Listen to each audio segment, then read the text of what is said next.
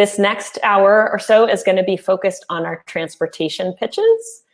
In just a minute, I'll pull up my screen so you can see the 4 pitch presentations we have on transportation. As you know, transportation is the biggest contributor to emissions in Vermont, so we stacked it with 1 extra presentation. So first, we're going to hear a proposal for a Vermont Replace Your Ride program from Sue Minter at Capstone and Linda McGinnis, who is an EAN Senior Fellow. Next, we're going to hear a proposal on the future of rural transit, combining and electrifying school and public transportation from Cara Robecheck of VEPA, Jenn Wallace-Brodeur of VEIC, Jen Wood of Green Mountain Transit, and Peggy O'Neill-Vivanco of the Vermont Clean Cities Coalition. Then we'll hear from a pitch on statewide, state-funded, fare-free transit from Jack Hanson and Chris Harrell at Sustainable Transportation Vermont. And lastly, we'll hear a pitch on a vehicle fee-bate program for Vermont from Senator Andrew Perchlik. Once again, we're going to hear all those pitches in succession, and you want to use Slido to capture your Q&A as the pitches go forward. So if you haven't done it, or if you're just joining us, I know maybe some of you were busy this morning, and so you're coming into the summit for the first time. For Q&A, I would encourage you to grab a secondary device like your phone or a tablet and go to slido.com. I'll put this in the chat as well when we finish. Our event code is EAN Summit 2020. You can type in questions, either named or anonymously. And you can also look at the questions that other folks are typing in and click thumbs up to move them up the list. So when I'm moderating the Q&A, the first questions I see are the ones that have the most thumbs up. So even if you're not someone who usually comes up with questions on your own, I'd encourage you to go to Slido, take a look at the questions that other people are doing, and help us make sure the most relevant questions get asked by using that thumbs up feature and clicking on the questions you'd most likely to see answered. So our first 2 pitches in this section are pre-recorded videos. So just thank you for your patience as you bear with me in the logistics of getting them shared. And I look forward to the conversation, the ideas and conversation we're going to have on transportation over the next hour.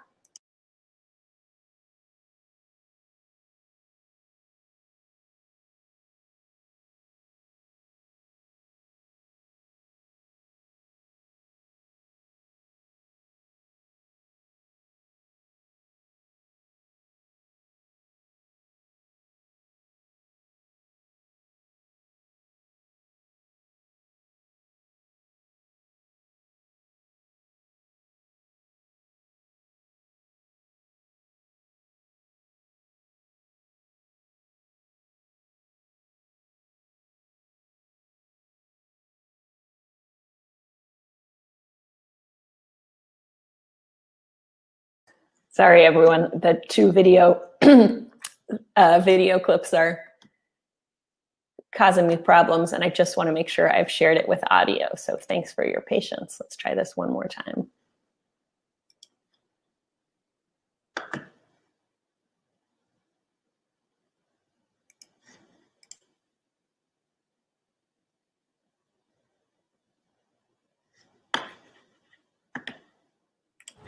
Hi, I'm Sue Minter, Executive Director of Capstone Community Action. And I'm Linda McGinnis. I'm a Senior Fellow at Energy Action Network. And we're here to present Replace Your Ride. At Community Action, we are dedicated to moving people out of poverty, looking for innovative solutions. And one of the things we have discovered is transportation in Vermont is not just the largest contributor to greenhouse gases. It is actually one of the greatest barriers preventing people from moving out of poverty. And that's why we are looking for new solutions and excited about Replace Your Ride. So imagine if we could make clean transportation alternatives truly affordable for our low-income neighbors. Imagine if we could democratize this transportation transition that we're all talking about. Replace Your Ride does just that. It provides cash incentives to low-income Vermonters to retire their older, high-polluting vehicles. I'm not sure if you realize, but vehicles 2010 and earlier actually emit 3 times the amount of emissions as an average vehicle purchased today. So they retire their old vehicles and they use the cash incentive for a range of clean transportation or shared mobility options. Now, what does that mean? It means that they could use the incentive to either purchase a newer used electric vehicle or a newer used higher mileage vehicle, or they could go car free and use that incentive to have vouchers for either public transit or private shared mobility options or something in between like Car Share Vermont or bike share programs, or they could use it to purchase an electric motorcycle or an electric bike. The highest incentive would go to the lowest income Vermonters, choosing the cleanest technology or car-free option. And it's important to note that these incentives would be stacked on top of the existing EV incentives and EV charger incentives. Our Mileage Smart program works perfectly with Replace Your Ride. We are already at Capstone and our partners across the state offering subsidies to low-income Vermonters. Actually, 25% of the cost of a used vehicle, whether it is any vehicle that performs at 40 miles per gallon or higher, a maximum of $5,000. These kinds of choices and cash benefits are so critical for low-income Vermonters who often have to really struggle with their budget week to week, being able to afford healthy foods, to get to the doctor, to get to work. These choices are often very limited for low-income families, which is why having a range of choices is so critical. It's also important to realize that Vermonters, low-income Vermonters, pay a disproportionate part of their income right now for energy, whether it's thermal or transportation. So we have to reverse this, and it is about a just transition. It is democratizing the energy choices that we have so that we know everyone has the chance to be a part of this transition to a clean future. It's so hard to make choices and changes when so much of your life is focused on real immediate financial challenges. But we need to know that low-income Vermonters, rural Vermonters aspire to have choices and be part of a green, clean energy future. If you look at this energy burden map, you can see who's paying the most for energy. It's all those areas in red. Those are the rural Vermonters who want to be part of the solution, but who can't afford. It's important to know that this Replace Your Ride pitch is not something just invented out of whole cloth. It's based and modeled upon a very successful program in California. They were the first to begin looking at how to address energy equity in the transportation sector. And they're finding that the results work. People in low-income communities want and need to make those choices, and this program allows them to do it. Our vision for pragmatic next steps are clear. We need to have a team that works together with us to carve out the necessary legislation to frame this proposal going forward, to identify the funding streams, and to establish the implementation capacity to make it be a success. We're really excited about this, and we want you to vote for this pitch.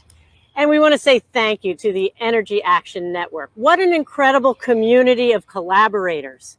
Isn't this just what we need for our future to keep Vermont the innovation state? Thank you, Sue and Linda. And now I'm going to pull up the pre-recorded pitch on the future of rural transit.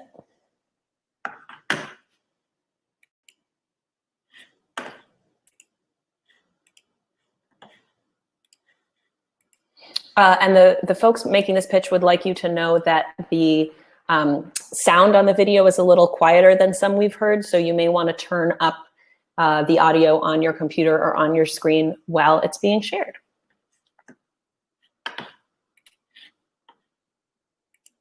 To a senior housing complex to gather a group waiting to get their weekly shopping trip away. Then on to the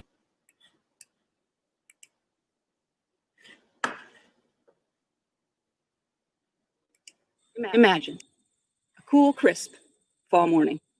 Children are eagerly and anxiously awaiting the school bus at the end of a dirt road. As they chatter with excitement, the bus rolls up, no loud roaring engine. They rush in take a seat, and instead of diesel fumes, they breathe in the scent of coffee from Johnny's mom, who will transfer at the industrial park to get to work after the kids are dropped off at school. From there, the bus will continue on and head over to a senior housing complex to gather a group waiting to get their weekly shopping trip underway. Then on to the nearby hospital to drop off someone needing dialysis. When the bus pulls into the transit center to pick up more passengers, the smells of autumn and the sounds of the stiff breeze blowing through the trees fill the air. No one coughing from the bus fumes, friendly conversations not muted by the cacophony of engine sounds. This is the Vermont we want for us, our children, our seniors, our health, our home, our planet.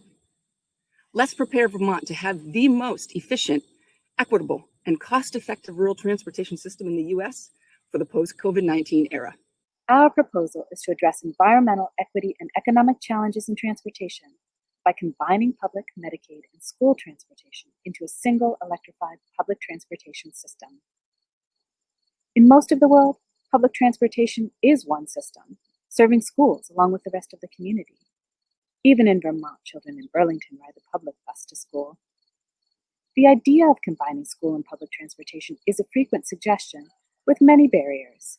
But in this moment of tight budgets, family, municipal, and state, we can't afford two public transportation systems. The moment is right to start planning for this shift. Replacing school buses with a more comprehensive transportation system is an enormous culture shift. But if done carefully, working with community members to address concerns about safety for youth and comfort for adults, it has the potential to increase mobility while decreasing cost and emissions. And electrification of buses has the potential to remake the way we envision busing and to vastly improve how healthy and pleasant taking the bus can be. A project of this scale requires a broad coalition of partners and stakeholders, many of whom are already involved in the conversation. Vermont has the opportunity to lead the nation towards a radical change in rural transportation. The project will begin with outreach and education efforts to identify rural schools and transit partners to pilot this concept. It will include a detailed study looking at opportunities and barriers of combining services, right-sizing fleets and vehicles, and drawing on what Vermont and other states are learning about fleet electrification. Once suitable partners are identified, we'll set up a demonstration pilot project deploying small electric buses to serve one or two school systems and the surrounding communities. This will build on the exciting microtransit pilot currently underway in Montpelier, which has already proven that relative technical and financing barriers can be remedied with advanced software capabilities. Further innovation too, you ask? Yes. This project will also incorporate managed charging to increase local resiliency and may include testing a bi-directional charging system. This is the moment to build a successful rural transit system, one that provides efficient transportation options to the general public, students, seniors, and people with disabilities. One that is heavily utilized by all our community members to access jobs, medical services, school, and other important destinations, and one that produces zero tailpipe emissions. This proposal will increase routes and number of trips to jobs and services available to Vermonters who do not have access to affordable transportation. Reduce exposure to harmful diesel emissions among our most vulnerable citizens and improve community air quality. There will be clear reductions in transportation greenhouse gas emissions, both at school and in the broader community. Filling empty seats during non-school hours and providing full-time employment to part-time drivers will lead to clean transportation, efficiency, and mobility. Reduce costs for school districts and transit services by having the public transit system provide more school trips. If vehicle charging is managed properly, school districts and transit agencies will save on fuel costs, with more of the transportation fuel dollars staying in Vermont. With fewer moving parts on the electric buses, maintenance costs are also expected to be reduced. Reduce household transportation costs, which represent the largest portion of household energy costs, by increasing access to lower cost transportation options. Build resistance for emergency response while reducing peak loads on the grid through managed charging and possible bi-directional charging. Remember that vision of the future? A year from now, we will have started down that road. Research will be complete. The pilot will be in final planning stages with local, state, and federal funding streams coming together. The action team will be on its way to assessing potential expansion opportunities to other communities across the state.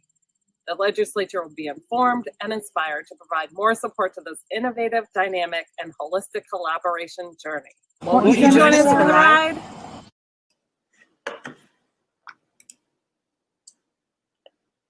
Thanks for that pitch, and thanks for folks asking questions in the chat and all the questions coming in on Slido as well.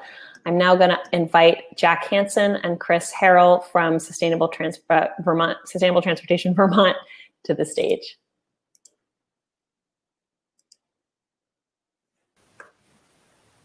Hi, all. Hope you can see me. I'm just going to pull up our presentation as well.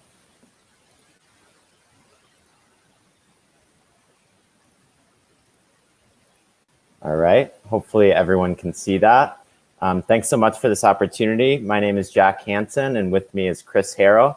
We're here with Sustainable Transportation Vermont to pitch the idea of statewide, state-funded, fare-free transit. Take it away, Chris.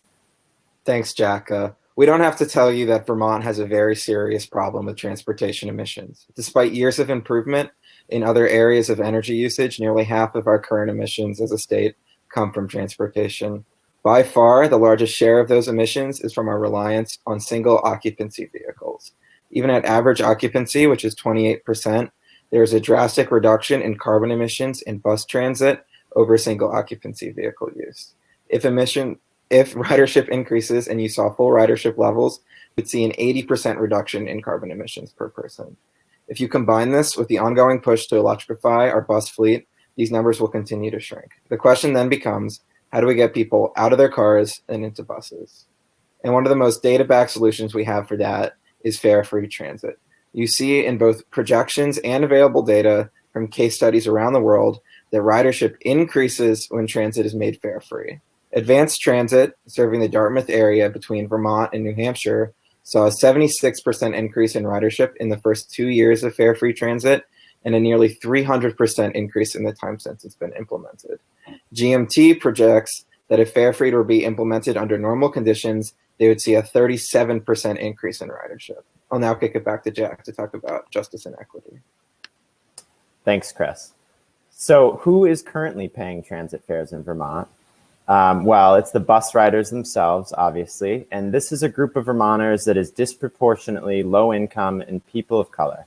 It's a group that has some of the least impact on climate change, as was noted earlier by Kaya Morris. And given their racial and economic makeup, along with the fact that many of these folks have limited mobility options, this is a group that is especially vulnerable to the impacts of extreme weather events caused by climate change. Climate justice would mean actually providing resources to these Vermonters, not taking additional resources away from them through fare collection. That's why we believe the state should provide funding to the transit agencies equivalent to fare revenues, allowing them to eliminate fare collection. Fare-free transit isn't just good for passengers, it's also good for transit providers and bus drivers. Instead of each individual passenger needing to find exact change or figure out how to pay through a phone app, folks can simply board and get seated immediately. Conflict over inability to pay is also eliminated, allowing drivers to focus on operating the bus. All of this leads to dramatically reduced stop times, which decreases headways and improves on-time reliability, both of which further increase ridership. There are also cost savings for transit providers because fare collection equipment is expensive to purchase, operate, and maintain. Fare-free transit has widespread support. Early on in this effort, we've already found support from the business community, community action agencies, racial justice advocates, environmental groups, transit providers, and many others. With your support, our plan would be to build upon the existing momentum and the ever-increasing number of supportive legislators. In our candidate questionnaire put out earlier this year, we found overwhelming support from candidates for Vermont office for fare-free transit. We also have a key ally in Kurt McCormick, who's the chair of the House Transportation Committee. Below is our STVT team testifying before that committee last legislative session in support of transportation demand management policy. The last slide gave you some sense of the broad, diverse support for fare-free transit. I'm confident that this coalition will only continue to grow. What this push is really about is a transportation budget in FY22 and beyond that reflects our values as Vermonters. The state's transportation budget is $641 million. Making transit fare free would cost roughly $3 million. If we value addressing the climate crisis, and if we value reducing burdens on low-income Vermonters and Vermonters of color, then we can dedicate 0.5% of this budget to support a policy that so effectively does both of those things. That policy is fare-free transit. Thank you very much.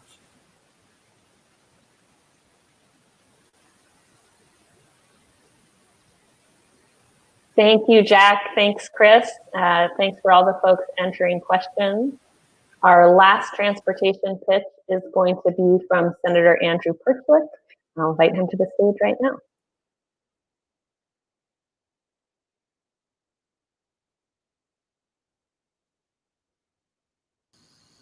Hi, Senator. Hello. Can you hear me okay? Yep. All right. So you can see my presentation? No. So you want to click the share screen icon that looks like a monitor with a slash through it. Okay. Thanks all for your patience. Oh, I got it.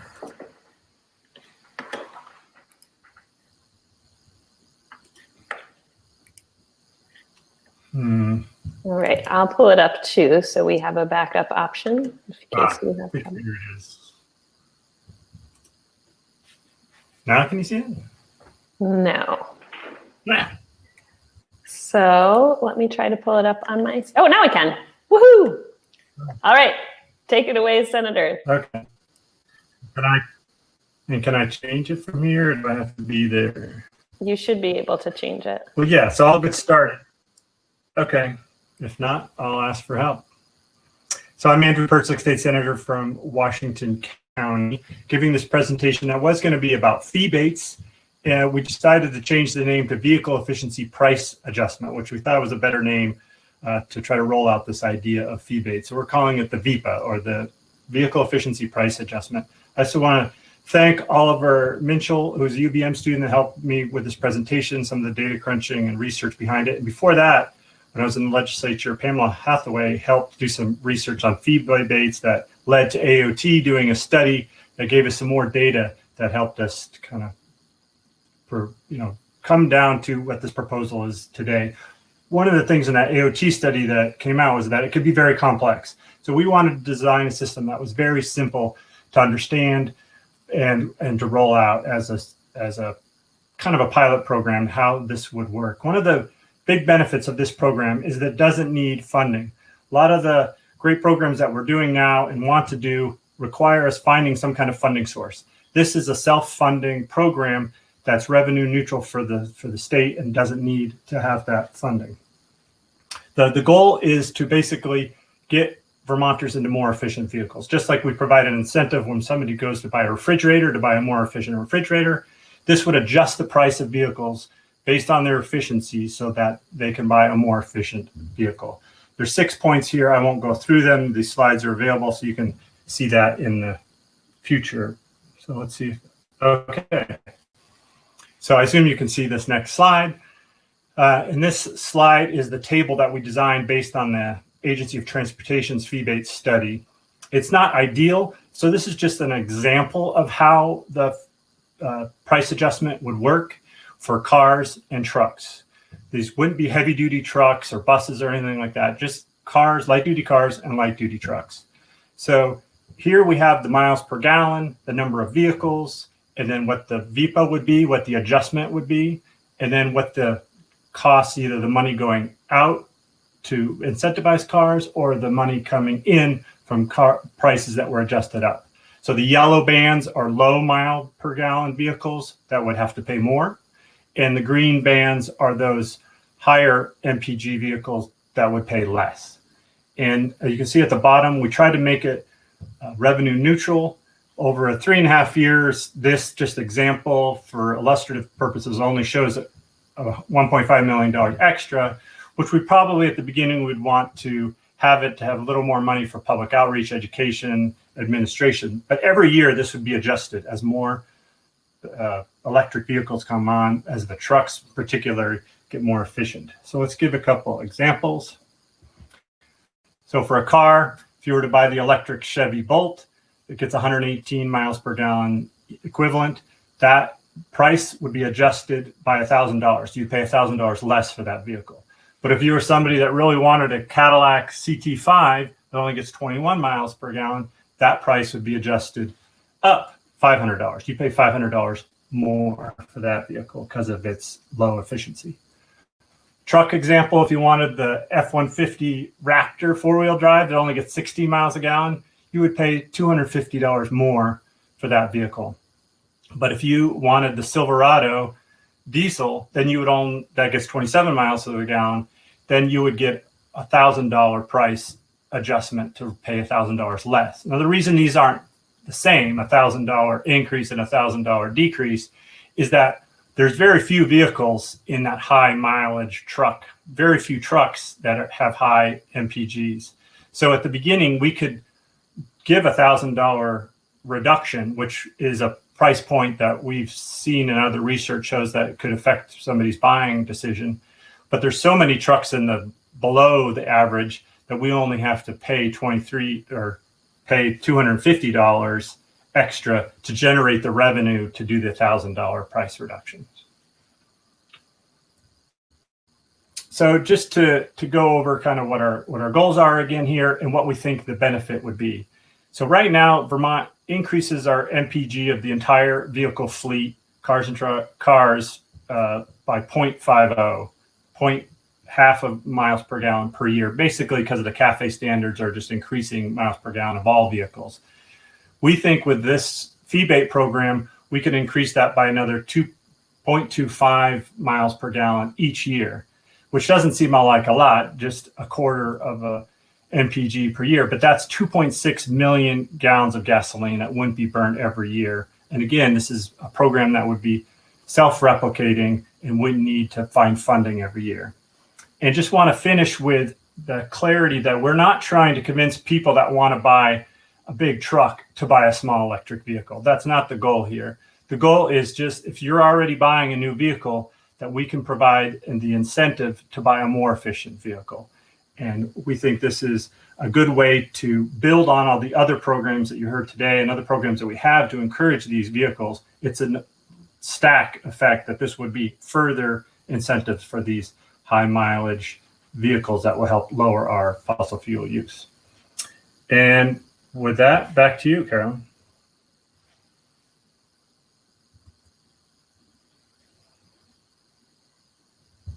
Thanks, Senator. Because we have 4 pitches and a large team involved in one of them, I think I'm going to start by inviting all the contributors to the future of rural transit onto the screen with me. We'll ask a couple of the questions of that pitch, and then we'll have a few of them leave and bring up some of the pitchers for the others. So we do have some limitations in terms of how many folks can be on this main stage screen at the same time. So Cara, Jenn, and Peggy, if you want to all ask to share your audio and video, I'll invite you onto the screen with me. And Linda, Jack, and Senator Perchlik, if you just wait a few minutes, we'll do a few of these future of rural transit questions, and then invite you on for some questions related to your pitches. And for folks watching, please go ahead and continue to add new questions to Slido to vote up the other questions as well.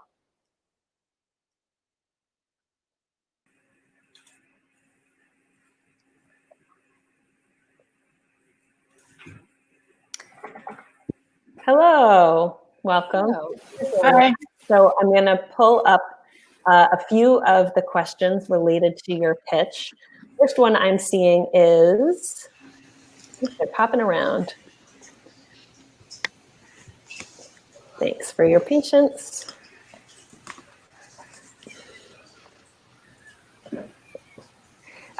There was a question about how electric vehicle buses would do covering the terrain that a lot of gas-powered school buses currently cover in our most rural areas. So maybe we'll kick off with that one.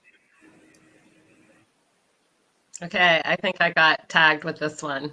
This is Jennifer Wallace-Brodeur with VEIC. So in 2017, VEIC worked with Green Mountain Transit, Advanced Transit, the University of Vermont, and demonstrated a BYD electric transit bus to test out how it would do in winter conditions and also a variety of routes.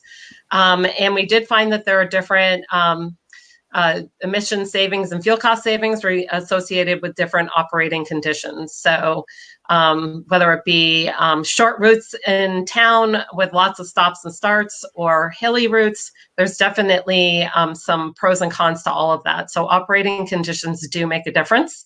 Hills in particular can be beneficial because you get the benefits of regenerative braking when you're going downhill. But they do draw on the battery a little bit more when you're going up. So it's a bit of a trade-off there. And we absolutely know that winter conditions will impact the range of battery electric buses. So that has to be factored in when you're planning out your routes and the size of your batteries, the battery configuration when you're purchasing your buses. But we have found, as we are looking at routes, for example, for the Volkswagen Settlement VW pilot that VEIC is administrating, that all of the schools that are participating could meet the needs of their daily school transportation routes with the base electric bus model, including in winter conditions and accounting for those range decreases. Great. The next question that came up is, have you considered different size buses based on need? It looks like you're muted, Cara. Absolutely. So our proposal has sort of two phases to it to get started at the same time. One is to do a deeper study about all of the opportunities and the barriers that exist and how we can address those, including right sizing of vehicles. Like that's very, very important. But we also would like to start a pilot as soon as we can to start to prove the concept. So we would be getting both of those going at the same time, but right sizing of vehicles and making sure that we are thinking that through is very definitely a part of the plan. Another question is how you foresee overcoming the safety topic brought up when merging school and public transit systems. So again, in most of the world and many cities in this country, school and public transit does take place on the same buses. And that includes in Burlington, Vermont. And it takes place on public buses, not on school buses, which I think is another question that came up here. Right now, as we understand it, the federal rules would not allow this to be a school bus with the public on it. It would have to be a public bus with school children on it. But within that, we also would really want to talk to the stakeholders in that community, the parents groups, the schools, the municipality. We'd want to bring all of those folks together to make sure that they feel comfortable with it. And it may be that in some rural communities, they would really want to start a program with a bus monitor on there, or with rules that the adults sit in the first 4 rows and the children sit back further in the further rows back. Or, you know, there's various ways that we can conceive of this happening, but it would certainly have to be taken into account.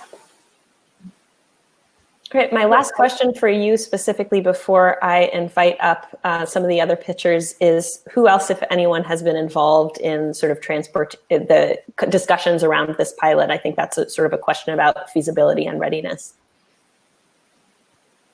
Yeah, thanks. So this group has been talking for the better part of a year about this. Other folks who have been involved in that conversation include AARP, who are really interested in more mobility for seniors, as well as the Vermont Center for Independent Living, who also are interested in additional mobility options. Green Mountain Power has been involved in the conversation. The wonderful Linda McGinnis has been involved in the conversation. And then we've also had conversations with folks who aren't necessarily, well, actually, Vital Communities has also been involved in transportation for Vermonters. And then we've had conversations with some folks who aren't sort of part of our team, but have been guiding some of our thinking, like some folks at the Agency of Transportation, the Vermont Superintendents Association. So there's a lot of folks very interested in this. It's an idea that has been arisen many times before this, and there's many barriers, and we know that, but we feel like there's a lot of people really interested in this moment in talking about this. Well, thank you all. Cara, I'm going to have you stay on because there are a few questions that are about the intersection between this pitch and others. Jenn, and Peggy, thank you so much for your time and contribution. Thank you. And Jack, Linda, and Senator Perchlik, if you want to ask to share your audio and video, we'll invite you up here as well.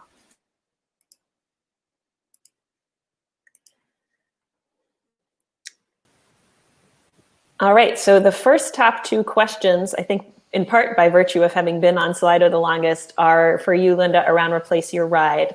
One, would the older cars have to be destroyed the way wood stoves have been destroyed in trade-in programs? And two, would the vehicle replacement program serve the entire state or just the central counties where Capstone works?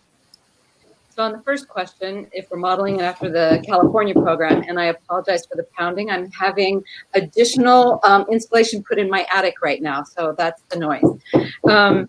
Yes, you would destroy the old vehicles because the whole point is to get double the emissions bang for the buck here. So by taking these older, higher polluting vehicles off the road, you get that emissions reduction plus the newer vehicles, which are electric or car-free choices, you reduce emissions there. So that's the double emissions bang. And it has begun to create a secondary market for the dismantled cars that are taken off the road to recycle parts in California. The second question was, would it just be in the Capstone area? Our hope is that all of the community action agencies would be interested in this. Capstone was the first one to have begun a program already looking at transportation. And so our hope is that we could model off of that, stack the incentives, and see how we can get any of the other community action agencies involved. So the idea is absolutely for it to be statewide. And in fact, some of the people that have been involved in the discussions on this have said we could just use where vehicles have your, what do you call it, the annual emissions, what do you call it when you get your annual sticker, and that has locations all over the state where you could have cars that I identified. And then just one last thing is that in the California program, the average vehicle that was turned in was from 1997, where the vehicles were emitting up to 15 times what a new vehicle would emit today. Thanks, Linda.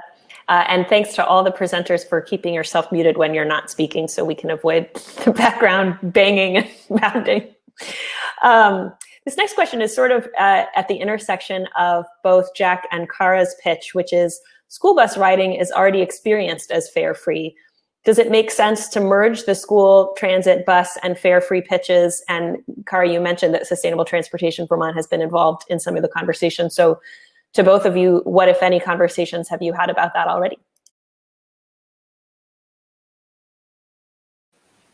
Makes sense to me, Jack. Let's have a conversation about it. That sounds good. I can tell we haven't gotten too deep into discussing that overlap, but yeah, the idea with fare free is that everything statewide, you know, that's why we're calling it statewide fare free. The idea is that everything would fall under that umbrella.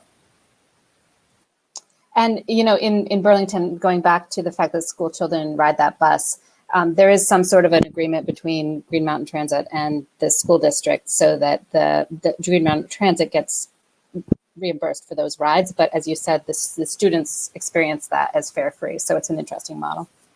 Right. And there's, if I could just real quick, there's a number of examples of fare free transit throughout Vermont, because really it's just a matter of finding the replacement revenue to replace the fare revenue. So we're proposing that the state come in with that replacement revenue, but there's already existing models of transit agencies partnering with different entities to find that revenue and go fare free. So great, thank you both. And I'll say that link was not lost on the selection committee when we were picking the pitches, that if all our current transportation becomes fare free, does that create the blending of the public transit and the school system? You know, is that a key first step? So thanks for thinking about it. I'm glad you guys are already connected.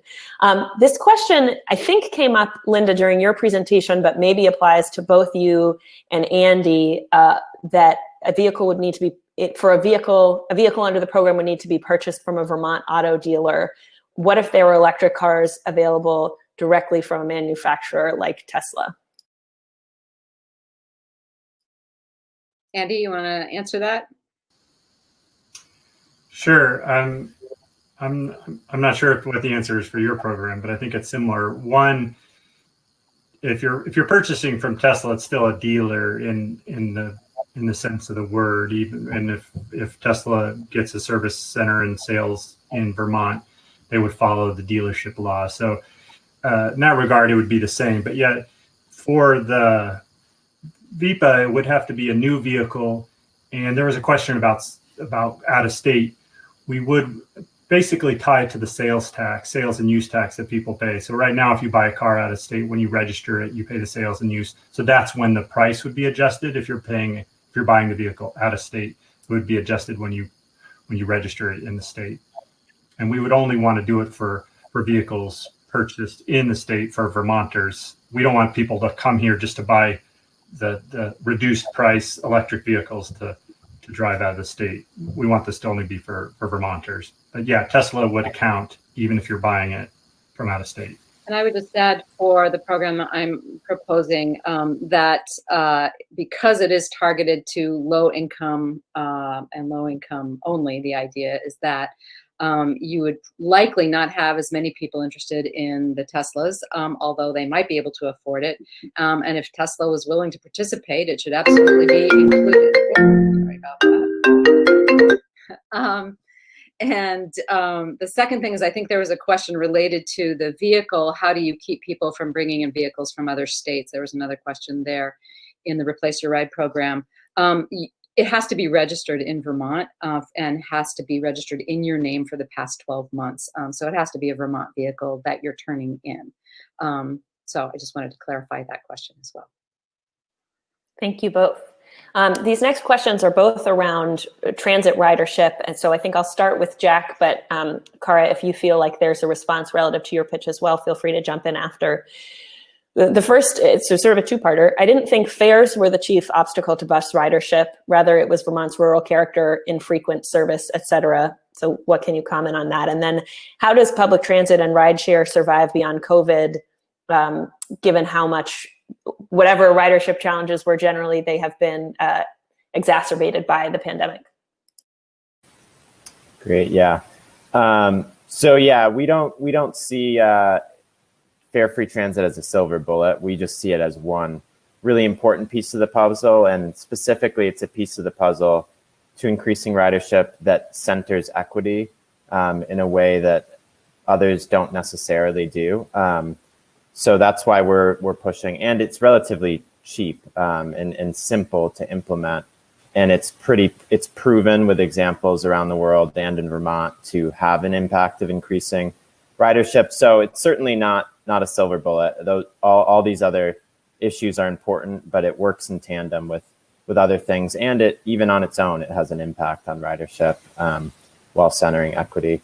Yeah, in terms of COVID, I included it on the slide, but I didn't really speak to it. So, right now, because of the CARES Act money that came in to Vermont and that was able to support transit agencies, we are seeing fare-free service in our transit agencies. And one of the biggest justifications for that is that it allows much easier social distancing on buses that you can't really do with fare collection, because fare collection creates that crowding, the lines and the crowding up front at the bus with the driver and the passengers around the fare box.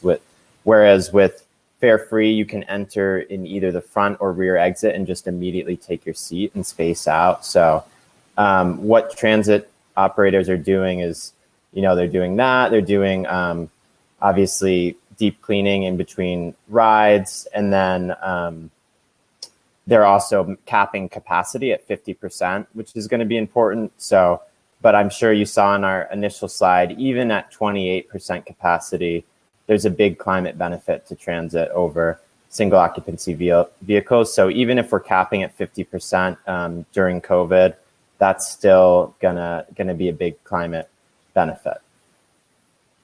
Thanks, Jack. Cara, anything you want to add there?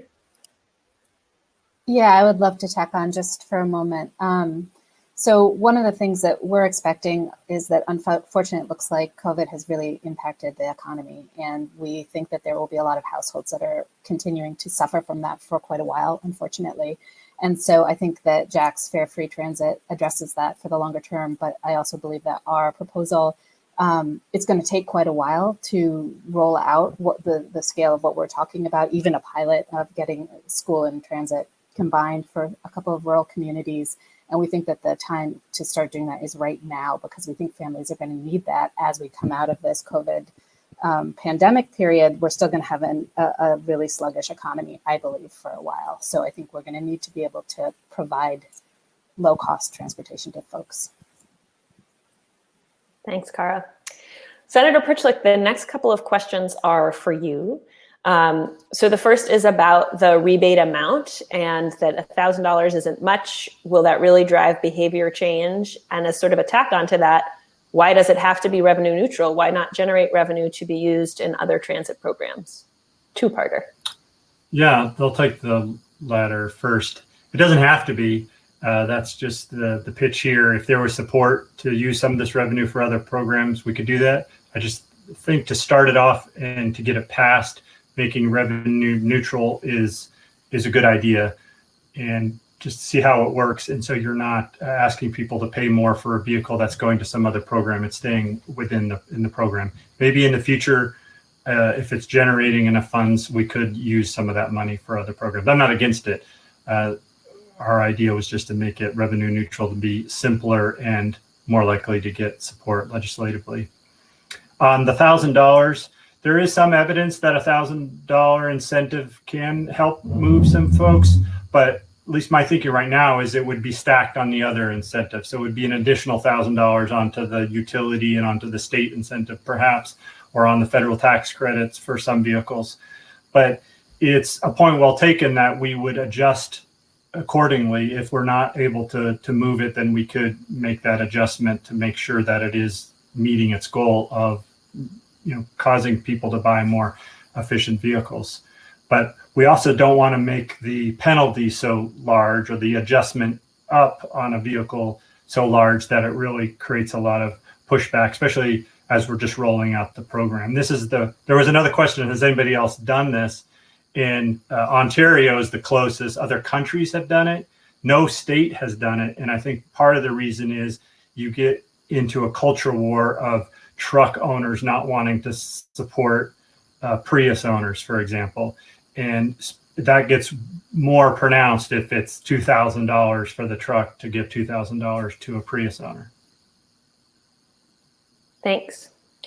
Jack, there were a couple of questions about revenue sources and cost for fare-free transit. Obviously, that's not necessarily your job as an advocate to figure out, but I wonder if in your planning and organizing, you've talked at all about sort of what the sum is and what possible revenue sources might be. Yeah, so I mentioned the size of the transportation budget, $641 million around. So we're hopeful. We don't have an exact thing that we would point to within the budget that we would reduce, or an additional source of revenue. I do know that this session in the transportation budget, there was $500,000 allocated to programs to increase transit ridership.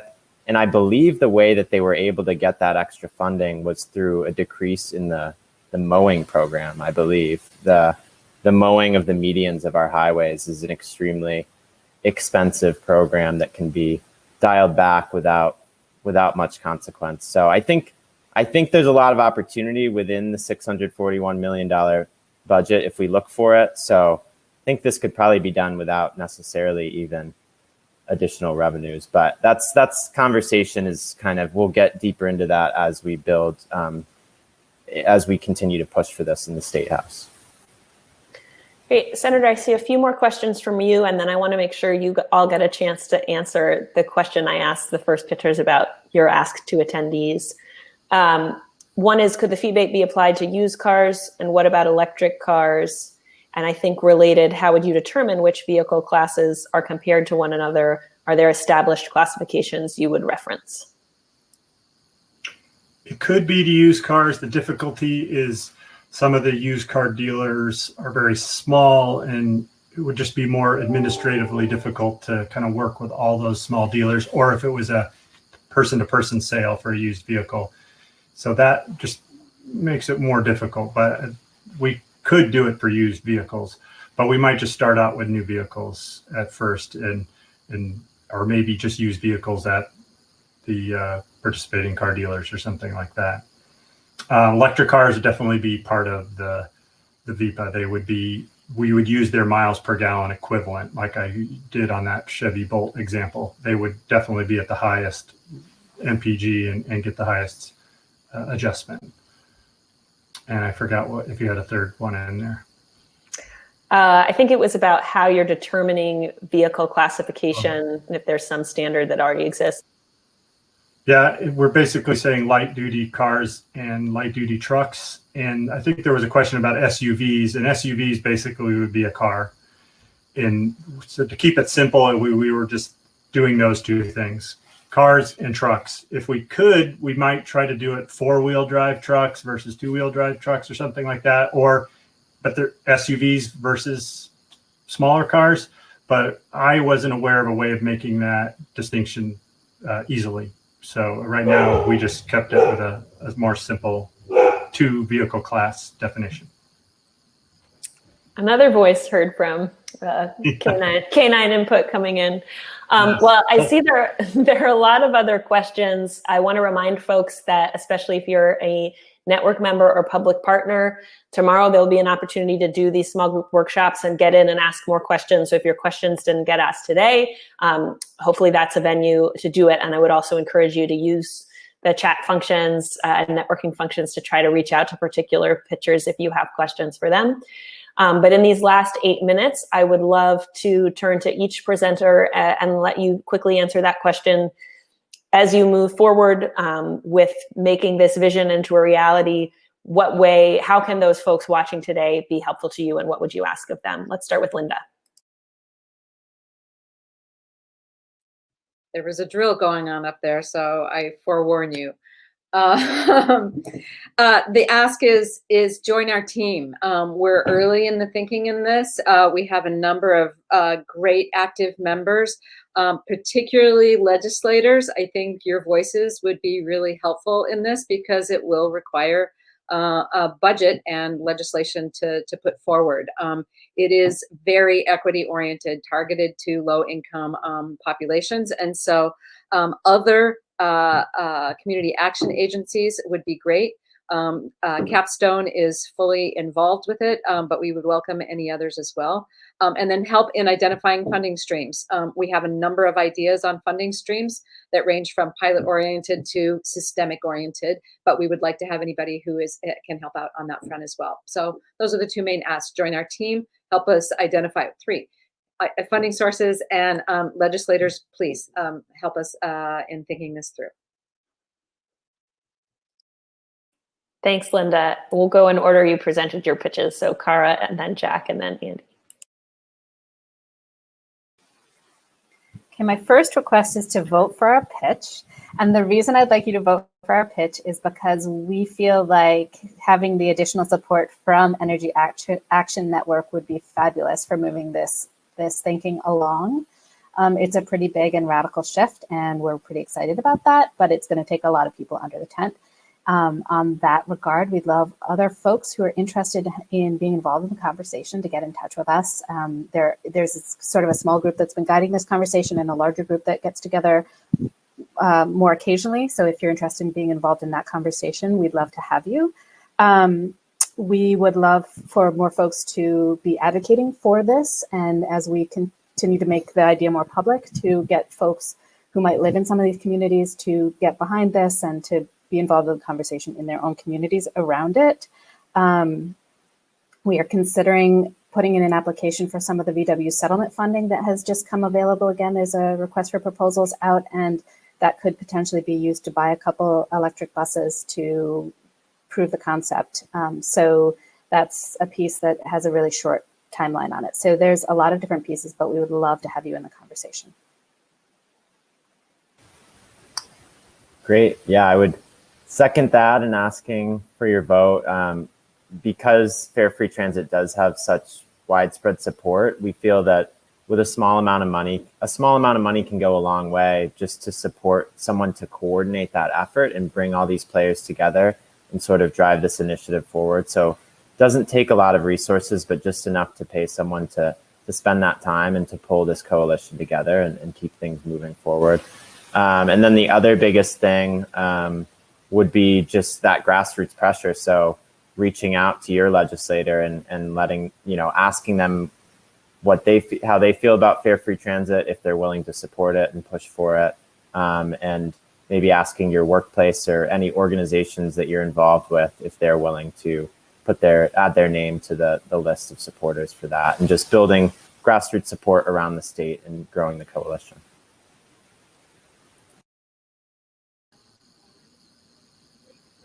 Okay, ready for me now, Carolyn? Yeah, okay.